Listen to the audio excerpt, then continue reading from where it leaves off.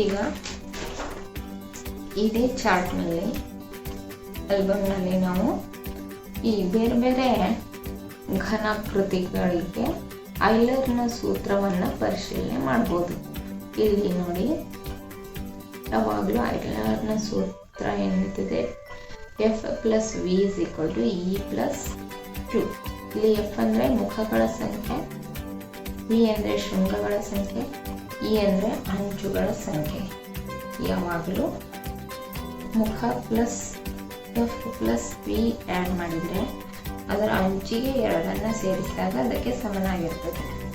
ಈಗ ತ್ರಿಭುಜ ಪಾದ ಗೋಪುರದಲ್ಲಿ ಅಲ್ಲಿ ಮುಖಗಳು 4 ಆಗಿರ್ತವೆ ಮತ್ತು ಶೃಂಗಗಳು ಕೂಡ 4 ಇರ್ತವೆ.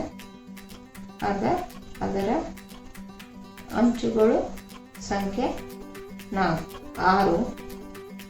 ಅದಕ್ಕೆ 2 ಸೇರಿಸಿದರೆ 4 + 4 8 ಆಗ್ತದೆ. 6 + 2 ಅಂದ್ರೆ 8 ಆಗ್ತದೆ. ಹಾಗೆ ತ್ರಿಭುಜ ಪಾದ ಪಟ್ಟಕ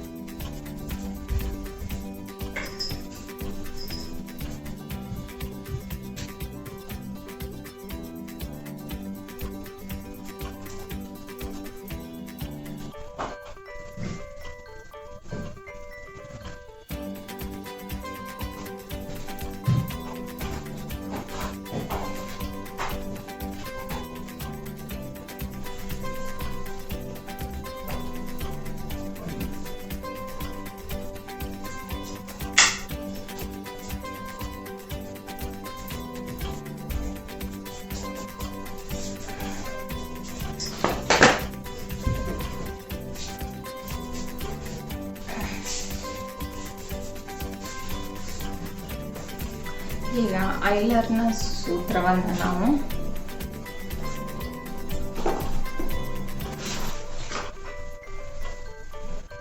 ಈ ಮಾದರಿಗಳ ಮೂಲಕ ಪರಿಶೀಲನೆ ಮಾಡೋಣ. ಇದು ತ್ರಿಭುಜ ಪಾದ ಗೋಪುರ. ಇಲ್ಲಿ ಮುಖಗಳ ಸಂಖ್ಯೆ 1 2 3, ಇದು 1 4. ಶೃಂಗಗಳ ಸಂಖ್ಯೆ 1 2 3, ಇದು 4. ಅಂಚುಗಳ ಸಂಖ್ಯೆ 1 2 3 4 5 6. ಇದಕ್ಕೆ 2 ಸೇರಿಸಿದರೆ 6 + 2 ಅಂದರೆ 8. ಇವೆರಡನ್ನು ಸೇರಿಸಿದರೆ 8. ಇವೆರಡಕ್ಕೆ ಸಮ ಆಗ್ತದೆ. F plus V equal to E plus 2.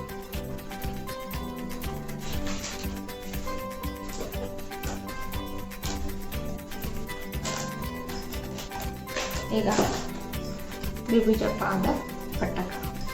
ತ್ರಿಭುಜ ಪಾದ ಪಟ್ಟಕದ ಮುಖಗಳ ಸಂಖ್ಯೆ ನೋಡಿ, ಕೆಳಗಿಂದ ಮೇಲಿಂದ 2, ಇದು 3 4 5, 5 ಮುಖಗಳು.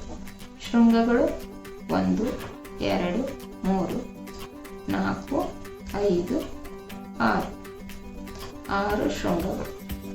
ಅಂಚುಗಳು 1 2 3 4 5 6 7 8 9, ಅಂಚುಗಳು 9. ಇದಕ್ಕೆ 9ಕ್ಕೆ 2 ಸೇರಿಸಿದರೆ 11. 5 6 ಸೇರಿನೂ 11. 11 = 11. ಇದು ಐಲರ್ನ ಸೂತ್ರ. F plus V = E plus 2. ಅದಕ್ಕೆ ಸರಿ ಬರ್ತದೆ.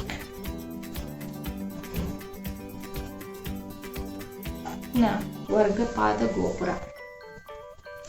ವರ್ಗಪಾದ ಗೋಪುರದಲ್ಲಿ ಮುಖಗಳು 1 2 3 4, ಇದು 5 ಮುಖಗಳು. ಫೇಸ್ ವಿ ವರ್ಟೈಸಿಸ್. ಶೃಂಗಗಳು 1 2 3 4 1 5. ಅಂಚುಗಳು 1 2 3 4 5 6 7 8 ಅಂಚು.